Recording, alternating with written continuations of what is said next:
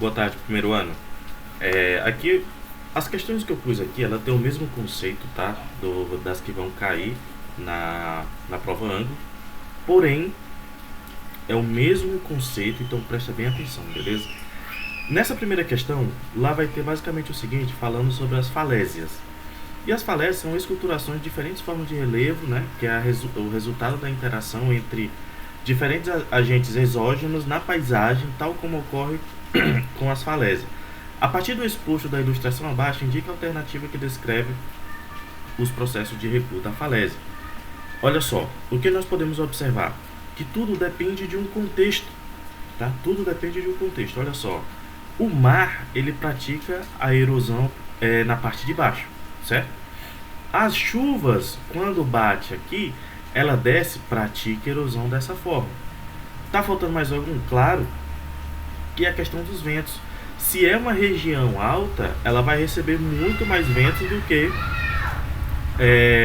que as regiões mais baixas. Portanto, você percebe que tem todo um contexto, ou seja, tanto um contexto marítimo e continental, porque o mar consigo ele já traz um determinado vento que faz as ondas, etc. E você percebe que ele vai atingir essa costa, certo? As chuvas, ela também vai descer por isso aqui e vai trazer mais erosão. Então, para quem não sabe o que é erosão, rapaziada, erosão é a modificação de relevo através da chuva, através do vento, ou seja, através de eventos naturais, beleza? Aí nós temos as alternativas em que se baseia nessa questão. Então, olha só, a evolução das falésias resulta de processos geomorfológicos, ok, até aqui está certo. O que é geomorfológico? Geo vem de geografia, morfológicos vem de forma, ou seja, ele está falando que a formação das falésias e a evolução dela se dá pelos processos que transformam a morfologia. Ok, até aqui está ok. Geomorfológicos marinhos, você viu que o mar também participa, né? Aí ele fala, responsável pela erosão da base da escarpa pelo transporte de material. Rapaziada, ele está esquecendo de falar a ação dos ventos, a ação da chuva. Então, como assim só marinho? Então podemos passar de questão. A ação da erosão marinha não interfere na evolução da escarpa das falésias. Opa, não vou nem terminar de ler. Ele já está errado no início, tá? As falésias são escarpas esculpidas em rochas metamórficas alteradas intempericamente por agentes exógenos pluviais e marinhos. Pluviais, meu amigo? Como assim? Cadê aquela questão dos ventos? Cadê a questão da morfologia do próprio continente? Tá? Não está falando nenhuma, certo? Agora vamos lá na letra D. As falésias são formas de relevo tipicamente costeiras. Ok, por que tipicamente costeiro? Porque é encontro do mar. Se é encontro do mar, ele vai ter essa característica, tá? E sua evolução se dá a partir da interação dos processos geomorfológicos, ok, marinhos e continentais. Ok, está correto. Por quê? Toda forma de relevo tipicamente costeira, ela vai apresentar essa forma, que são as falésias, tá? Outra coisa, a evolução dela se dá na interação entre a geomorfologia marinha e continental, claro. Lembra que eu falei que e se essa falésia é muito alta, ela recebe muito vento, portanto ela recebe erosão. E claro, o próprio encontro com o mar já faz com que ela tenha um determinado nível de desgaste, né? Para quem não lembra daquela frase que diz basicamente o seguinte: água mole, pedra dura, tanto bate até que fura. Isso é erosão clássica em forma de literatura. O mar, ele bate aqui por milhões, centenas de milhares de anos e ele vai modificando o relevo. Não é uma semana, 2 anos, 3 meses que vai modificar o relevo, tá? São centenas de milhares de anos, beleza? Então por isso que você pode, até esse local onde na imagem mostra onde está o oceano, ele está todo modificado por causa do líquido que está ali há muito tempo, tá? Certo? Letra D é a correta. Lembra, O conceito dessa questão é a mesma que vai cair na prova. O conceito, não que elas são as mesmas, mas o conceito é idêntico, ok? Nessa aqui, tipicamente, essa questão, ela tá na prova, então eu peguei só a questão, tanto é que eu nem peguei as respostas, beleza? Olha só, em 2020, 3 de cada 4 hectares minerados no Brasil estavam na Amazônia. Opa, então já conseguimos perceber que a utilização dos nossos minérios ele está sendo extraído da nossa Amazônia. O bioma concentra 72,5% da área, incluindo a mineração industrial e garimpo. Para quem não sabe, a mineração industrial é aquela que vai remover minérios naturais da terra para ser utilizado em bens materiais de consumo, um carro, uma geladeira, etc, etc, etc, ok? Já o garimpo, que é aquele utilizado pela mão de obra sem muita tecnologia, ele é utilizado muitas vezes pelo mercado externo. Por exemplo, nos anos 80 aqui no Brasil, teve uma coisa chamada Corrida para o Ouro, que foi a tal da Serra Pelada, onde todo mundo pegava o ouro, vendia, ficava rico, pronto. Esse era o tal do garimpo, tá? É vendido para o mercado externo. Continuando. São 149.393 101 BBBOBA, 67% são de garimpo e a totalidade 93,7% do garimpo do Brasil. Concentra-se na Amazônia, como vocês podem perceber por aqui. No caso da mineração industrial, que foi aquela que eu falei para vocês, o bioma representa praticamente a metade, 49,2% da área ocupada por essa atividade no país. Além de se concentrar na Amazônia, o garimpo caracteriza-se também pela forte expansão, guarda essa palavra, em anos. A atividade garimpeira superou a atividade associada à mineração industrial. Olha só, significa que aquela que eu falei, a garimpeira, onde o cara, sem muita tecnologia, lembrando, eu falo um cara, mas isso é milhares de pessoas. O Brasil inteiro nos anos 80 se locomoveu para o norte do Brasil para fazer a atividade do garimpo e tentar ficar rico. Muitos conseguiram, sério. Tanto é que o governo teve que intervir e proibir o garimpo naquele lugar. Olha só, não esqueça dessa palavra expansão, tá? E essa, sem tecnologia, superou a mineração industrial, olha só. Então significa que eles garimpam muito bem ou porque tem muita pessoa? Tem pessoa para um caralho, meu amigo. Para um caramba. Beleza? Então vamos lá. Vamos tirar algumas respostas dessa questão. Significa, olha só, a formação do nosso país, ela foi uma formação de massacre indígena, certo? De massacre indígena.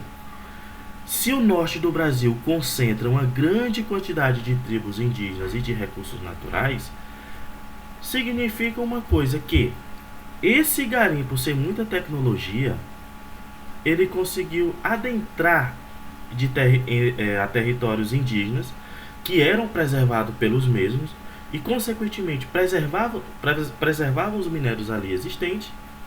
Opa, se eles tiveram uma forte expansão, então significa que eles invadiram territórios indígenas nesse período, já que a industrial ela tem que obedecer diversas leis de proteção ambiental.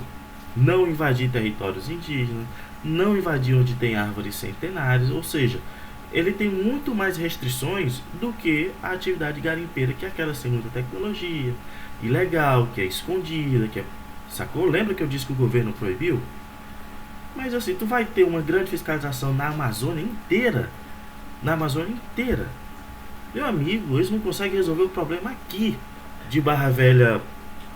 Na questão do Morro do Colchão, vai conseguir vigiar a Amazônia inteira? Me poupe.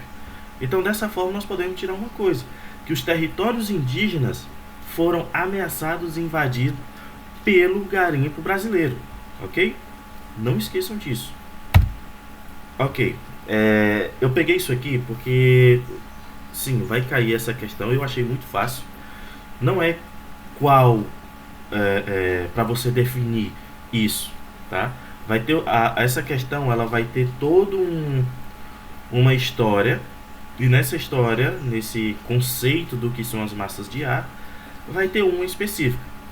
Aí ela vai te perguntar o seguinte: olha, vai ter uma massa de ar fria que afeta as plantações, e as plantações, elas são de feijão, café e os caramba, são prejudicados por esse tipo de massa de ar.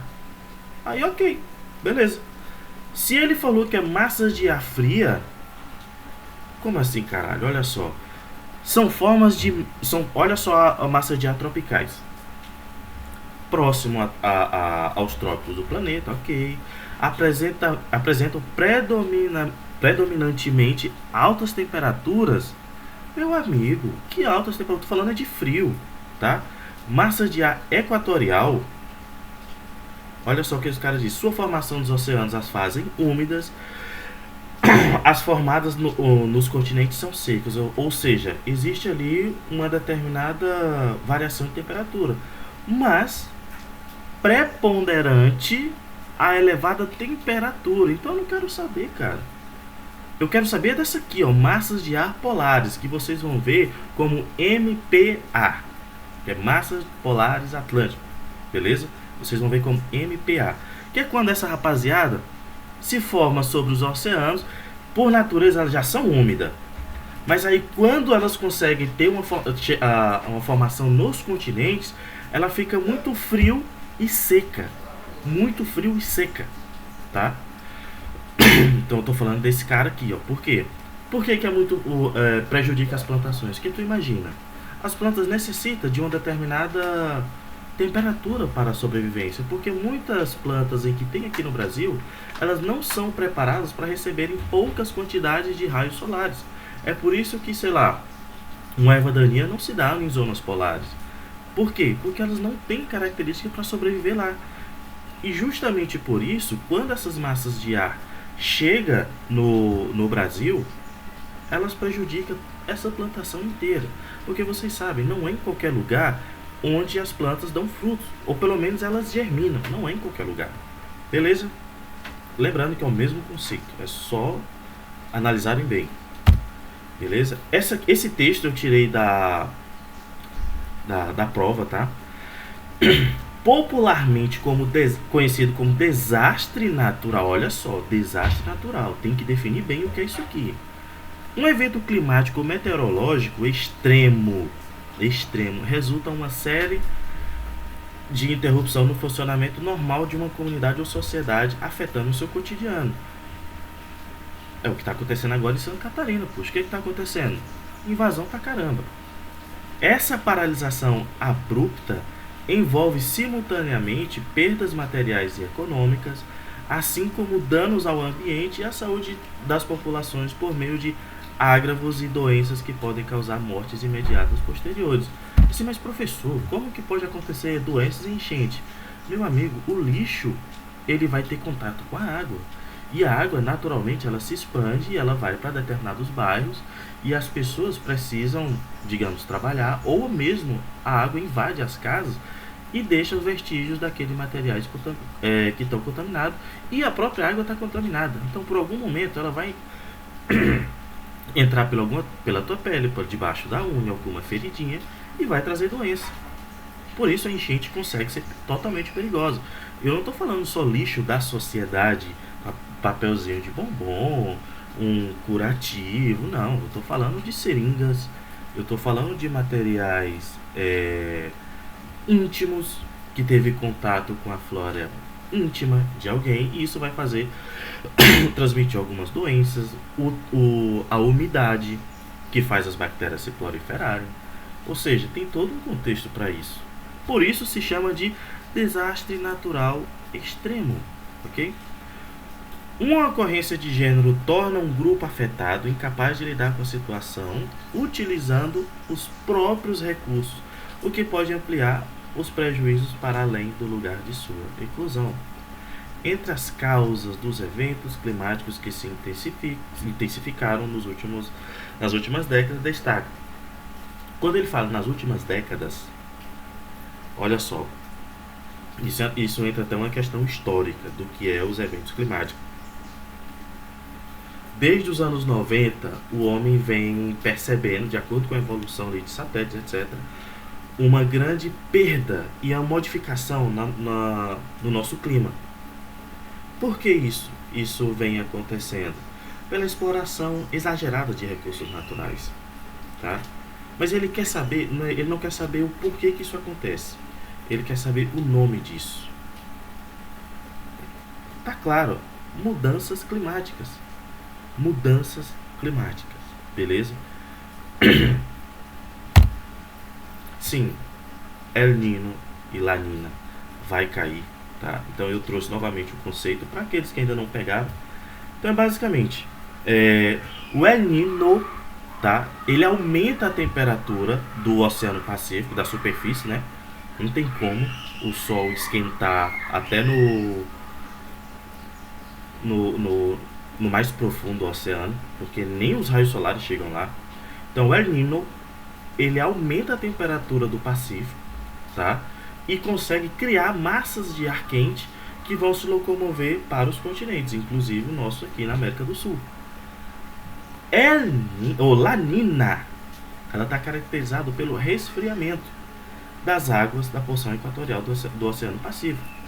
E esse resfriamento, ele vai trazer mais umidade. E essa umidade vai se transformar em nuvens carregadas. E essas massas de ar, naturalmente, são frias. Ou seja, aumentando a temperatura dessas nuvens, o que quando ela for levada para os continentes, vocês vão encontrar uma grande frente fria e as plantações irão ser prejudicadas, beleza? Ou seja, only the basic, rapaziada. Nada demais aqui, tá? Então conseguimos chegar ao fim, tá? Deixa eu ver. Chegamos ao fim, não é muita coisa. É bem tranquilinho, tá? Eu desejo sorte a todo mundo. E... bom, é isso.